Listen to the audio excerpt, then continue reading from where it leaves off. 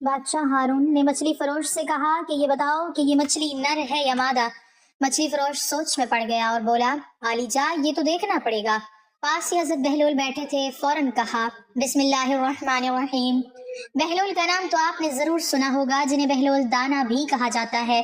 آپ 5ویں عباسی خلیفہ ہارون رشید کے دور مارچ 766 سے مارچ 809 ہجری میں ایک فلاسفر، ولی کامل اور تارک الدنیا درویش کے طور پر پہچانے جاتے تھے۔ ان کا کوئی گھر یا ٹھکانہ نہیں تھا، شہر میں ننگے پاؤں پھرتے اور جس جگہ تھک جاتے وہیں ڈیرا ڈال لیتے۔ بعض لوگوں نے انہیں مجذوب بھی لکھا ہے کیونکہ وہ عشق الہی میں گم اور ارد گرد کے ماحول سے بے خبر ہوتے تھے۔ بہت کم لوگوں کی طرف التفات کرتے، لیکن جب کبھی عوام الناس کی طرف منہ کرتے تو حکمت و دانائی کی بہت ہی عجیب و غریب باتیں کرتے۔ کوفہ میں پیدا ہونے والے بہلول کا اصل نام وہب بن عمرو اور تعلق عرب قبیلے بنو امان سے تھا۔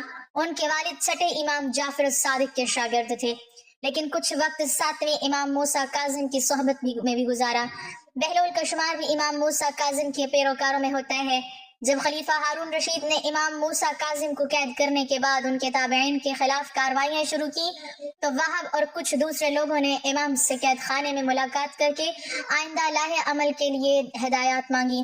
امام عالی مقام نے جواب میں صرف ایک لفظ جیم لکھ کر اپنے عقیدت مندوں کے حوالے کر دیا۔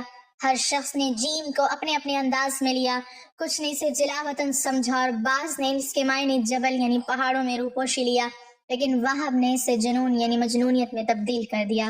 انہوں نے اپنی شاہانہ زندگی ترک کی اور پھٹے پرانے کپڑے پہن کر گلیوں میں نکل آئے۔ خلیفہ ہارون رشید سے ان کی ملاقات 188 ہجری میں خلیفہ کے سفر حج کے دوران کوفہ میں ہوئی، جس کا ذکر امام ابن کثیر نے بھی کیا ہے۔ بہلول نے ہارون کو جو نصیحتیں کی ان سے متاثر ہو کر وہ انہیں اپنے ساتھ بغداد لے آیا، اور پھر بہلول کا ٹھکانہ بغداد کی گلیاں ہی رہیں۔ بہلول کا مزار بھی بغداد ہی میں ہے، جس کے ایک گوشے کے بارے میں مشہور ہے کہ وہاں سکھ مذہب کے بانی گرو نانک نے چلہ کاٹا تھا۔ کہتے ہیں کہ ایک دن بہلول دریائے دجلہ کے کنارے بیٹھے گیلی ریت کی ڈھیریاں بنا رہے تھے، اور ہارون رشید کی چہیتی ملکہ زبیدہ اپنے محل کے جروکے سے بڑے انعامات کے ساتھ انہیں دیکھ رہی تھیں۔ وہ مٹی کی ڈھیری بناتے اور پھر خود ہی اسے مسمار کر دیتے۔ ملکہ جروکے سے اتر کر اپنی سہیلیوں کے ہمراہ دریا کے کنارے آ گئیں اور پوچھا، کیا کر رہے ہو بہلول؟ بہلول نے ادائے بے نیازی سے کہا، جنت کے محل بنا رہا ہوں۔ ملکہ نے سوال کیا، اگر کوئی تم سے یہ محل خریدنا چاہے تو فروخت کرو گے؟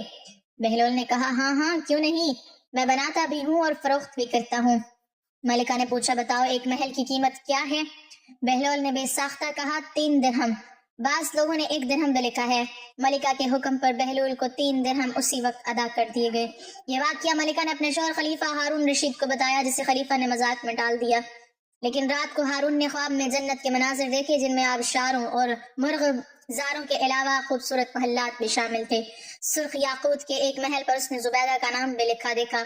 ہارون نے سوچا کہ دیکھوں تو صحیح، کیونکہ یہ میری بیوی کا گھر ہے۔ وہ محل میں داخل ہونے کے لیے جیسے ہی دروازے پر پہنچا، دربان نے اسے روک لیا۔ ہارون رشید کہنے لگا، اس پر تو میری بیوی کا نام لکھا ہے، اس لیے مجھے اندر جانا ہے۔ دربان نے کہا، نہیں، یہاں کا دستور الگ ہے، جس کا نام ہوتا ہے صرف اسی کو اندر جانے کی اجازت ہے، لہٰذا آپ کو دخل ہونے کی اجازت نہیں۔ جب دربان نے ہارون کو پیچھے ہٹایا تو اس کی آنکھ کھل گئی، لیکن بیدار ہونے پر خیال آیا کہ اللہ تعالیٰ نے زبیدہ کے حق میں بہلول کی دعا قبول کر لی ہے۔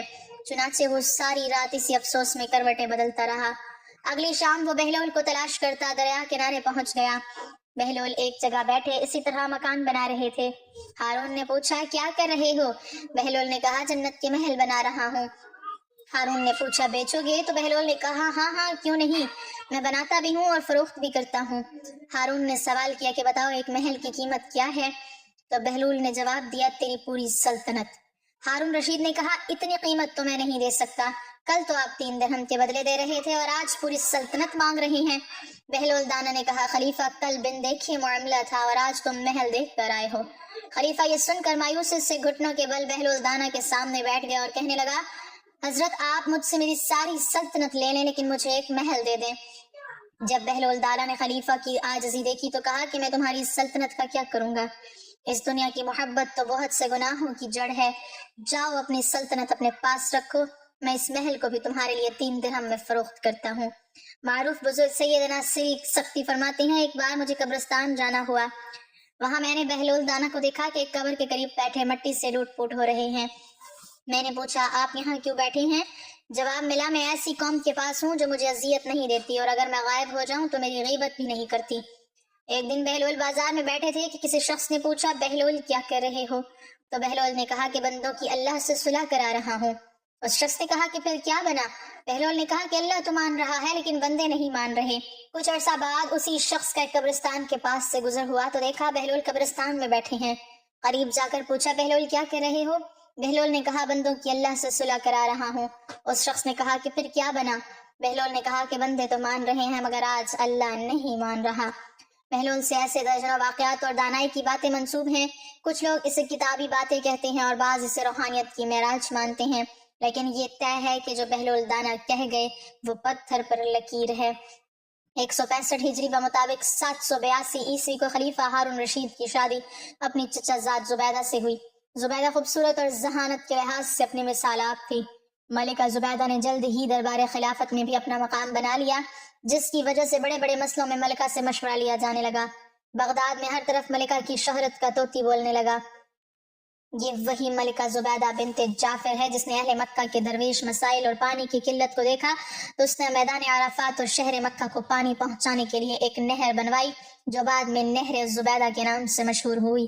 شادی کے 5 سال بعد یعنی 787 عیسوی میں اللہ پاک نے خلفاء ہارون رشید اور ملکہ زبیدہ کو ایک بیٹا عطا فرمایا جس کا نام امین رکھا گیا۔ ٹھیک 1 سال بعد خلیفہ ہارون رشید کا اپنی کنیز مراجل سے ایک لڑکا پیدا ہوا جس کا نام مامون رکھا گیا۔ یہ کنیز خراسان کے گورنر علی ابن عیسیٰ نے خلیفہ کو خوش کرنے کے لیے تحفے میں دی تھی۔ مامون کی پیدائش کے چند ماہ بعد ہی اس کی ماں یعنی کنیز مراجل اپنے خالق حقیقی سے جا ملی۔ جب یہ بچے 5 سال کے ہوئے تو خلیفہ نے ملکہ زبیدہ کے بیٹے امین اور مراجل کے بیٹے مامون دونوں کو ایک ہی مدرسے میں تعلیم و تربیت کے لیے بھیج دیا۔ کچھ سالوں بعد خلیفہ اپنے خاص وزیروں کو لے کر اپنے بچوں کے مدرسے کی طرف ان سے ملنے کے لیے گئے۔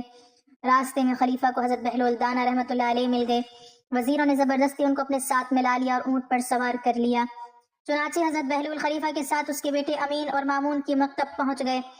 مکتب پہنچ کر خلیفہ نے استاد سے اپنے بچوں کی تعلیم و تربیت اور ذہانت کے بارے میں دریافت کیا تو بچوں کے استاد محترم کہنے لگے علی جاں آپ کا بیٹا امین عورتوں کی سردار ملکہ زبیدہ جیسی ہوشیار اور عقل مند خاتون کا بیٹا ہے، لیکن وہ کن ذہن ہے، اسے کچھ بھی جلد سمجھ نہیں آتا، جبکہ مامون جو کہ کنیز میں آپ کا بیٹا ہے بہت ذہین، دانش مند اور باوقار ہے۔ خلیفہ کہنے لگا حیرت ہے، دونوں میرے ہی بیٹے ہیں لیکن دونوں کی ذہنیت میں اتنا فرق کیسے ہو سکتا ہے؟ تم بغیر ثبوت کے اتنی بڑی بات کیسے کر سکتے ہو؟ خلیفہ نے غصے کا اظہار کیا تو بچوں کے استاد کہنے لگے علی جاں دونوں بچے تفریق کے لیے باہر گئے ہوئے ہیں، میں دونوں کے بیٹھنے کی جگہ ایک کاغذ چھپا کر رکھ دیتا ہوں، جب دونوں آئیں گے تو آپ خود ملاحظہ فرما لیجیے گا۔ کچھ دیر کے بعد بچے مکتب میں داخل ہوئے اور اپنے والد کو دیکھ کر بے حد خوش ہوئے، اور اپنے والد محترم سے گلے ملنے کے بعد دونوں ہی بچے اپنی اپنی جگہ پر بیٹھ گئے جو ان کے استاد نے ان دونوں کے لیے مخصوص کر رکھی تھی اور جہاں پر استاد نے ایک موٹا کاغذ چھپا دیا تھا۔ مامون بیٹھتے ہی کچھ مضطرب نگاہوں سے ادھر ادھر دیکھنے لگا جبکہ امین اپنی جگہ پر اطمینان سے بیٹھا رہا۔ کیا بات ہے مامون، کچھ بے چین نظر آتے ہو؟ آخر استاد نے مامون کی بے چینی کی وجہ پوچھ ہی لی۔ استاد محترم میں اپنے بیٹھنے کی جگہ میں کچھ تبدیلی محسوس کر رہا ہوں مگر سمجھ نہیں پا رہا کہ ایسا لگتا ہے جیسے میری جگہ کاغذ بھر اوپر ہو گئی ہو یا چھت کاغذ بھر نیچے ہو گئی ہو۔ امین کیا تمہیں بھی کوئی تبدیلی محسوس ہو رہی ہے؟ نہیں استاد محترم، امین نے جواب دیا۔ خلیفہ تو جیسے دم بخود ہو کر رہ گیا اور سر کو پکڑ کر بیٹھ گیا۔ حضرت بہلول بھی یہ منظر دیکھ رہے تھے۔ بچوں کے استاد بولے علی جاں اگر اجازت ہو تو دوسرے کمرے میں چلتے ہیں۔ وہ بچوں کو ادھر چھوڑ کر دوسرے کمرے میں چلے گئے۔ خلیفہ نے حیرت زدہ ہو کر کہا آخر ماجرا کیا ہے؟ امین کی ماں زبیدہ عرب کی ذہین ترین عورتوں میں سے ہے، اس کا کوئی مقابلہ نہیں، مگر اس کا بیٹا آخر بہلول جو تب سے خاموش کھڑے تھے بول پڑے علی جاں اگر اجازت دیں تو میں اس کا سبب بیان کروں؟ ہاں ہاں ضرور کرو۔ خلیفہ بہلول کی طرف متوجہ ہوا۔ اولاد کی دانش مندی اور ذہانت کے 2 بڑے سبب ہوتے ہیں۔ خلیفہ دلچسپی سے حضرت بہلول کی بات سننے لگا۔ حضرت بہلول کہنے لگے کہ اولاد کی ذہانت، پرتی اور دانش مندی کا پہلا سبب یہ ہے کہ عورت اور مرد کے درمیان فطری رغبت اور خواہش ہو تو ان کی اولاد ہوشیار، ذہین اور دانش مند ہوتی ہے۔ دوم یہ کہ عورت اور مرد مختلف سے ہوں تو ان کی اولاد میں عقل اور دانش کی فراوانی ہوتی ہے۔ خلیفہ جلدی سے بولے کہ اس کی کوئی دلیل ہے تو بیان کرو، بنا دلیل کے میں کیسے مان لوں؟ خلیفہ نے بہلول سے وضاحت طلب کی۔ اس کی مثال درختوں اور جانوروں پر نظر آتی ہے۔ حضرت بہلول نے وضاحت بیان کرنا شروع کی۔ اگر بل کے درخت میں کسی دوسرے بل کے درخت کا پیوند لگا دیا جائے تو نہایت لذیذ اور عمدہ پھل پیدا ہوتا ہے۔ اسی طرح گھوڑے اور گدھے کے ملاپ سے خچر پیدا ہوتا ہے جس کی ہوشیاری، پھرتی اور طاقت کا جواب نہیں۔ اب علی جاں، ہم سمجھ سکتے ہیں کہ امین میں جو ذہانت کی کمی محسوس ہوتی ہے اس کی وجہ اس کی والدہ اور آپ کی رشتہ داری ہے، جبکہ مامون کی ماں دوسرے قبیلے سے تعلق رکھتی تھی۔ خون کے لحاظ سے آپ میں اور اس میں جو فرق ہے وہی مامون کی ذہانت اور دانشمندی کا سبب ہے۔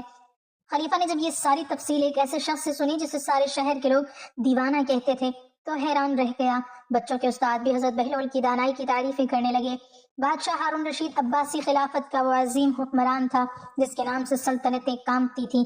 بغداد سونے کی طرح چمکتا تھا، دربار میں وزیروں کی قطاریں اور خدام کی فوجیں ہوتی تھیں، مگر اسی شہر کی گلیوں میں ایک ایسا شخص بھی پھرتا تھا جسے لوگ پاگل کہتے تھے اور جس کا نام حضرت بہلول تھا۔ وہ بظاہر بچوں کے ساتھ کھیلتا، مٹی کے گھروندے بناتا اور ہنستا رہتا، مگر اس کی ہر بات عقل والوں کے دل چیر دیتی تھی۔ ایک دن ہارون رشید نے سنا کہ یہ بہلول بادشاہت کو حقیر جانتا ہے تو اس نے چاہا کہ اسے آزمایا جائے۔ چنانچہ شاہی روب و دبدبے کے ساتھ وہ بہلول کے پاس پہنچا اور پوچھا کہ کیا تم مجھے پہچانتے ہو؟ تو بہلول نے مسکرا کر کہا، ہاں میں تمہیں پہچانتا ہوں، تم چند دن کے بادشاہ ہو اور میں اس بادشاہ کی تیاری میں ہوں جس کی بادشاہت کبھی ختم نہیں ہوگی۔ یہ سن کر درباری تڑپ اٹھے، مگر ہارون رشید خاموش رہا اور پھر اس نے کہا، لوگ تمہیں پاگل کہتے ہیں۔ تو بہلول نے ہنستے ہوئے جواب دیا، پاگل وہ ہے جو چند روزہ حکومت پر اترائے اور ہمیشہ کی زندگی کو بھول جائے۔ اگر یہ پاگل پن ہے تو میں پاگل ہوں۔ پھر ہارون رشید نے نصیحت مانگی تو بہلول نے زمین سے مٹی اٹھا کر کہا، یہی تمہارا انجام ہے، کل تم بھی اسی مٹی میں مل جاؤ گے، نہ تخت بچے گا، نہ تاج، نہ محافظ، صرف اعمال ساتھ جائیں گے۔ اگر عدل کیا تو نجات اور اگر ظلم کیا تو رسوائی۔ ایک بار بادشاہ نے اسے سونے کے سکے اور قیمتی تحائف بھجوائے، مگر بہلول نے سب واپس لوٹا دیے اور کہا، میں وہ دولت نہیں لیتا جو قیامت کے دن میرے اور تمہارے خلاف گواہ بن جائے۔ ایک دن ہارون رشید نے اسے قبرستان میں قبروں کے درمیان ہنستے دیکھا تو پوچھا، یہاں کیوں ہنس رہے ہو؟ تو بہلول نے کہا، میں ان لوگوں پر ہنس رہا ہوں جو محلوں میں بیٹھ کر موت کو بھول گئے ہیں، اور ان قبروں والوں پر رو رہا ہوں جو کل کہا کرتے تھے ابھی وقت ہے۔ وقت گزرتا گیا، یہاں تک کہ ایک رات ہارون رشید کے دل میں دنیا کی چمک ماند پڑ گئی اور اس نے کہا، کاش میں تم جیسا ہوتا۔ تو بہلول نے نرمی سے کہا، ابھی بھی وقت ہے، بادشاہی چھوڑنے کا نہیں، دل سے غرور چھوڑنے کا، تخت سے اترنے کا نہیں، ظلم سے اترنے کا۔ یوں حضرت بہلول نے بغیر خطبے اور بغیر کتاب کے ایک بادشاہ کے دل میں آخرت کا چراغ جلا دیا اور یہی ثابت کر دیا کہ اصل عقل وہ ہے جو ہنستے ہوئے بھی موت کو یاد رکھے، اور اصل بادشاہی وہ ہے جو دل کو دنیا کی قید سے آزاد کر دے۔ ایک دن ہارون رشید بغداد کی گلیوں میں بھیس بدل کر نکلا تاکہ رعایا کے حالات خود دیکھ سکے۔ تو اس نے دیکھا کہ ایک طرف ایک شخص زمین پر لکڑی سے کچھ لکیریں کھینچ رہا ہے اور زور زور سے ہنس رہا ہے۔ قریب جا کر دیکھا تو وہ حضرت بہلول تھے۔ بادشاہ نے پوچھا کہ کیا کر رہے ہو؟ تو بہلول نے کہا، میں جنت اور دوزخ بیچ رہا ہوں۔ ہارون رشید چونک گئے اور کہا، یہ کیسے ممکن ہے؟ تو بہلول نے کہا، جو دنیا کے بدلے آخرت خرید لے وہ جنت کا خریدار ہے، اور جو آخرت کے بدلے دنیا خرید لے وہ دوزخ کا سودا کر رہا ہے۔ یہ کہہ کر بہلول نے ایک لکیر کی طرف اشارہ کیا اور کہا، یہ وہ لوگ ہیں جو چند دن کی آسائش کے لیے اپنی ہمیشہ کی زندگی ہار دیتے ہیں۔ پھر دوسری لکیر کی طرف اشارہ کیا اور کہا، یہ وہ ہیں جو نفس کو روکتے ہیں مگر رب کو پا لیتے ہیں۔ ہارون رشید خاموش ہو گیا۔ کچھ دن بعد اسی واقعے کا اثر دل میں لیے بادشاہ نے بہلول کو محل میں بلایا اور کہا، میں تمہیں کچھ دینا چاہتا ہوں۔ تو بہلول نے کہا، اگر دینا ہی ہے تو انصاف دو، اگر عطا کرنی ہے تو مظلوم کو دو، کیونکہ وہ خزانہ جو رعایا کے آنسوں سے بھرا ہوا ہو وہ قیامت کے دن آگ بن جاتا ہے۔ ہارون رشید کی آنکھوں میں آنسو آ گئے اور اس نے کہا، پھر میرے لیے دعا کرو۔ تو بہلول نے ہاتھ اٹھا کر کہا، اے اللہ، اس شخص کو وہ نظر عطا فرما جو تاج کے نیچے بھی قبر دیکھ لے، اور وہ دل دے جو اختیار پا کر بھی تجھے نہ بھولے۔ اس دن کے بعد ہارون رشید جب بھی کسی فیصلے کے لیے بیٹھتا تو بہلول کی یہ بات اس کے کانوں میں گونجتی رہتی کہ جنت اور دوزخ کوئی جگہ نہیں بلکہ انسان کے فیصلے ہیں، اور یہی حضرت بہلول کی دانائی تھی کہ وہ ایک جملے میں پوری زندگی کا راستہ دکھا دیتے ہیں۔ ایک دن بادشاہ ہارون رشید اپنے دربار میں بیٹھا تھا، وزراء اور علماء موجود تھے کہ اچانک ایک مکھی آ کر بادشاہ کے سامنے منڈلانے لگی۔ بادشاہ نے ذرا مزاح کے انداز میں درباریوں کی طرف دیکھا اور سوال کر دیا، یہ بتاؤ یہ مکھی نر ہے یا مادہ؟ دربار میں خاموشی چھا گئی، بڑے بڑے عالم اور عقل مند سر جھکا کر رہ گئے، کیونکہ مکھی کے نر یا مادہ ہونے کی پہچان اس لمحے ممکن نہ تھی۔ کسی نے جواب دینے کی ضرورت نہ کی۔ اسی وقت حضرت بہلول بھی وہیں کھڑے تھے۔ وہ مسکرائے اور بولے، اے بادشاہ، اگر یہ مکھی بے حیائی کے ساتھ تم پر آ بیٹھے تو مادہ ہے، اور اگر ادب کے ساتھ فاصلہ رکھے تو نر ہے۔ یہ سن کر پورا دربار ہنس پڑا، مگر ہارون رشید چونک گیا کیونکہ اس ایک جملے میں ہنسی کے ساتھ گہرا سبق بھی تھا۔ बहलोल ने बात आगे बढ़ाते हुए कहा, ए बादशाह, बाज़ चीज़ें अकल से नहीं किरदार से पहचानी जाती हैं। जैसे इंसान की पहचान लिबास से नहीं बल्कि अमल से होती है। ये सुनकर हारून रशीद के चेहरे पर संजीदगी आ गई। उसने कहा, तुम बज़ाहिर मजाक करते हो मगर तुम्हारी हर बात दिल के पर्दे हटा देती है।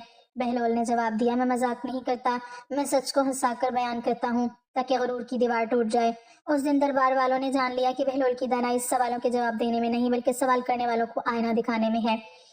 और हारून रशीद किसी सोच में डूबा रहा कि एक मक्खी के सवाल ने उसे इंसान के किरदार की हकीकत समझा दी। एक दिन हारून रशीद ने हजरत बहलोल को बगदाद की कब्रिस्तान में देखा कि वो एक कब्र के सरहाने बैठे मट्टे से खेल रहे थे और कभी मुस्कुरा रहे हैं, कभी खामोश हो जाते हैं। बादशाह करीब आया और पूछा, ए बहलोल, यहाँ क्यों बैठे हो? तो बहलोल ने कहा, मैं उन लोगों के दरमियान बैठा हूँ जो सच बोलते हैं। हारून रशीद ने हैरत से पूछा, ये कैसे? तो बहलोल ने कब्रों की तरफ इशारा करके कहा, ये वो लोग हैं जो अब ना झूठ बोल सकते हैं ना चापलूसी कर सकते हैं। ये सब मुझे एक ही बात बता रही हैं कि अंजाम एक है। फिर बहलोल ने मट्टी की एक ईंट उठाकर कहा, है बादशाह, अगर ये महल होती तो तुम खुश हो जाते, और चूंकि ये कब्र है इसलिए तुम डर गए हो, हालांकि अंजाम दोनों का यही है। हारून रशीद की आंखों में आंसू भर आए और उसने कहा, मुझे नसीहत करो। तो बहलोल ने कहा, अपने दिल को तख्त ना बनाओ कि उस पर नफ्स बैठ जाए, इसे कब्र समझो ताकि गुरूर मर जाए। फिर बहलोल उठा और चलते हुए बोला, ए बादशाह, याद रखो वो दिन दूर नहीं जब तुम यहाँ अकेले आओगे, ना दरबार साथ होगा ना मुहाफिज, सिर्फ वो फैसले साथ होंगे जो तुमने कमजोरों के हक में किए होंगे। ये सुनकर हारून रशीद देर तक खामोश खड़ा रहा और उसके दिल में दुनिया की मोहब्बत हल्की और आखिरत की फिक्र गहरी हो गई। ऐ अल्लाह, हमें वो आंख अता फरमा जो उरूज में ज़वाल को देख ले, और वो दिल अता फरमा जो इख्तियार पाकर भी तुझे ना भूले। हमें अदल, आजिज़ी और सच्चाई की तौफीक दे और हमारे अंजाम को खैर पर ख़त्म फरमा, आमीन। नाज़रीन, कमेंट बॉक्स में अल्लाह ताला के 99 नामों में से एक नाम ज़रूर टाइप करें।